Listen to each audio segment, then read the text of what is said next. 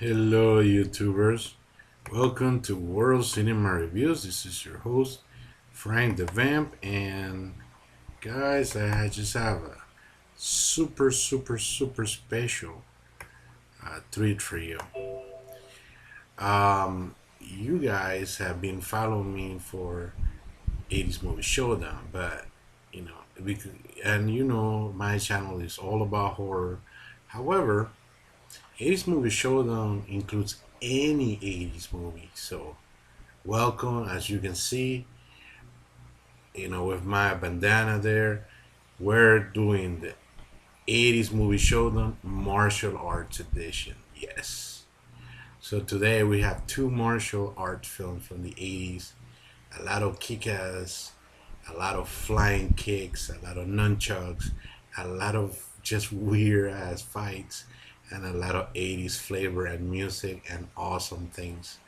So if you guys are ready, I'm sure I am. So let's go ahead and start tackling the movies of today. We have incredible two movies. Number one, of course, we can't be talking about 80's movies without talking about The Karate Kid, made in 1984, directed by John G. Avildsen, starring the awesome Ralph Macchio and the immortal late Pat Morita. And we're gonna pin it against The Last Dragon, directed in 1985 by Michael Schultz, starring the great Timac and Vanity. Yes, don't you just love the 80's when people just had one name, like Madonna? People just didn't have last name, just had one name, Timac and Vanity. Yes, these two guys. Uh, if you guys never seen 80's movie Showdown before, it's where we get two movies from the 1980's and we pin them, we compare them against each other using crazy categories such as best story, best martial arts choreography, funniest moment, coolest fight, kick-ass factor, and fan factor.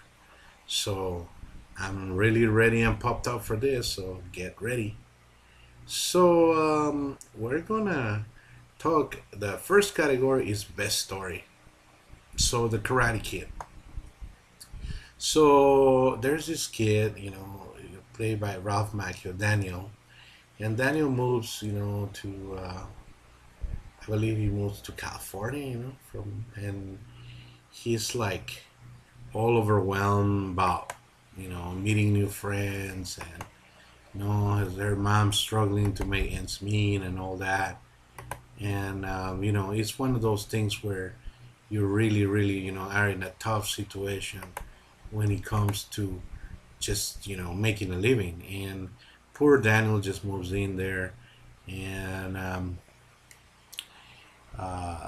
you know basically he struggles making friends, but finally kind of makes a girl he likes, but unfortunately he kind of meets some bullies too, and this bullies know karate, and he thinks he knows karate because he's seen some TV and or taking one class or something, but he gets his ass kicked.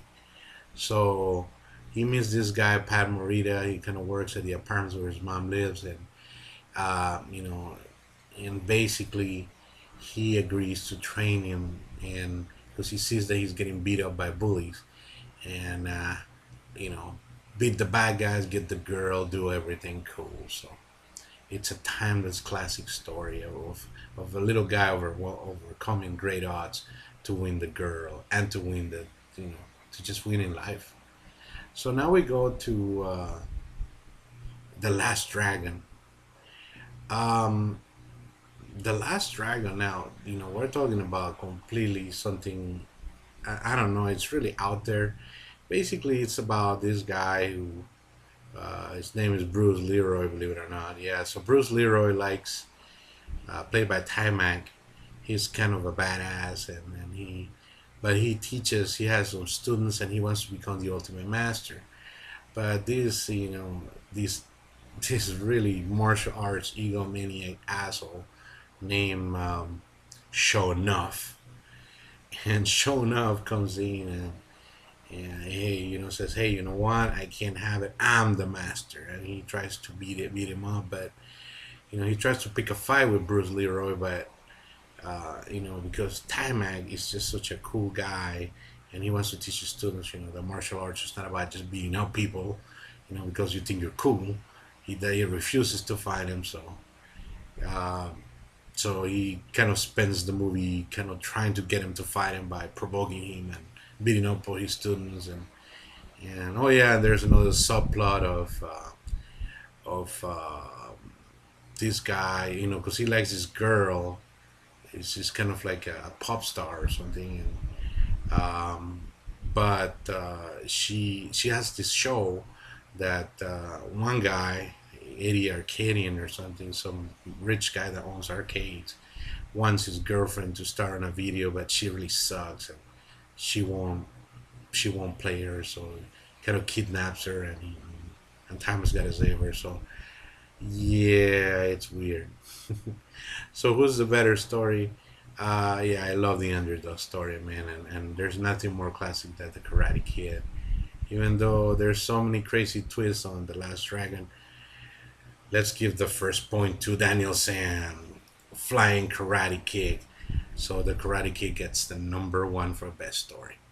So we go to the next category, which is um, best martial arts choreography. Now, I love the Karate Kid, wax on, wax off, all that stuff, the practical way that Mr. Miyagi, teaches Daniel Sam how to learn karate, right? By doing natural movements that will teach us, which that kind of goes along martial arts. If you ever study martial arts, you'll get that that's a very plausible way of teaching. However, I mean, there's one kind of cheating that happens in the Last Dragon. There's like a whole montage where there's a Bruce Lee, and there's Bruce Lee movies, and there's nobody that can kick more ass than Bruce Lee. Bruce Lee is just the ultimate kick ass. So I'm sorry to say, but you know, the Last Dragon ties it up. So 1-1. So we go to the next category, which is funniest moment. Now the funniest the funniest moment when it comes to the Karate Kid, I can think of him trying to learn the martial arts, and he falls down and he thinks he's getting cheated by painting the fence, and there's some humor there. There's some humor also with they see the Cobra Kai. Koji so funny. And there's a joke that he plays and that backfires him and gets the guys wet, and then they beat him up on the fence outside. They chase him, but there's nothing as funny as Shonoff, man. When Shonoff comes in the movie theater and starts picking a fight with random people, it's just hilarious. He's just amazingly funny, amazingly charismatic. I don't think there's more of a comedy, even I don't know if it's intended or unintended, but definitely The Last Dragon takes the point. So Taimak, big kung fu fight, big kung fu punch right to the gut, so they take the lead. So we go to the next one. We go to coolest fight. We go to The Last Dragon. We got a really really cool fight between Bruce Leroy and shown off, right? And they use the glow, they use this thing, these special effects towards the end. But there's not much of a fight. He kind of like Leroy, just Oh, by the way, if you, I'll put it in there, but there's spoilers. So you've been warned. So as and I'll put it in the video's description as always. Anyways, at the end fight, kind of like once Bruce Leroy discovers that he always had the glow all along. He just had to believe in himself. It was kind of a dumb fight. I mean, the there's nothing cool. There's nothing cooler in the history of fights, of 80's fights at least, because Bruce Lee's were 70's, but in the 80's, where Daniel San does the jump kick on the face, and says if you do it right, no can defend, says Pat Morita. Definitely the coolest fight takes place between Reese and Caruso and LaRusso, I'm sorry, all at the last fight. You know, the blonde kid and the guy, and our hero, way at the end. That's the best fight. The Karate Kid gets the point. So we're tied 2-2. We go to Kid Gas Factor. You know what? One movie. I think that they both kick ass. I mean, there's the club fight when they're kicking ass. That really kicks ass. But there's one particular, from Last Dragon. I love that that because there's all kinds of everybody's fighting. It's kind of cool. But my favorite personal fight, I mean, it's the karate tournament. The karate tournament just from the Daniel enters. He's just so awesome, and of course he has the montage of you're the best, and all that stuff, man. That's like recorded in my brain. Like I remember I just remember just being a teenager enjoying that movie. I'm freaking watching it, freaking going to the movie theater and watching 80 times. And once it came out on video on VHS, I watched it 85 times. So there's no point to even discuss it. The Karate Kid gets the point. So we're 3-2. So we need the last category, which is fan factor. The last dragon needs to win it to force a tiebreaker. Otherwise, Karate Kid will win it all. So what's the most fun movie?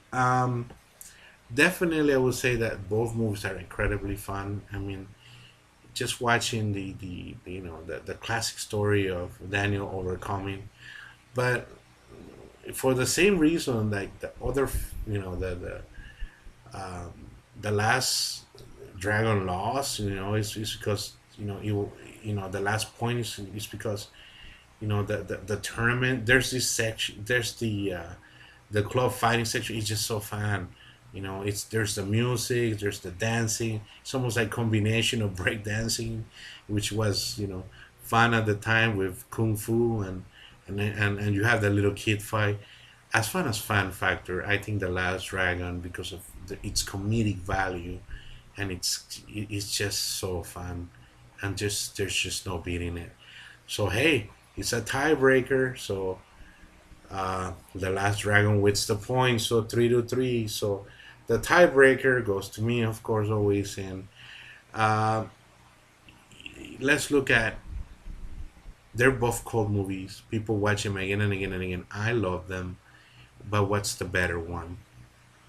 I will say when you have two movies that are too close, you just gotta go with a legacy. What did Last Dragon do? It just pretty much stay what it is. Just was one movie. But what did that movie started a franchise, the Karate Kid. The Karate Kid, you know, did a pretty good sequel and a doubtful third movie, but still, it still had some cool moments. I think that forever Ralph Macchio. I mean, it ruined his kind of ruined his career because he got typecast, but and a lot of people don't know that he was actually a pretty good dancer too. And actually a damn good actor. Eh? You look at Mike Cosambini, he can act, but he kind of got typecast. But it's just the powerful the Karate Kid that just so hard to get out of it. But in this time, the Karate Kid wins it all because of its legacy. So if you like, my if you like this video, comment. If you didn't like it, comment. Please subscribe, subscribe, subscribe. I love you all. I hope you enjoy the martial arts edition of you know um, 80's movie Showdown. Take care and show enough. You got the glow, baby. You got the glow.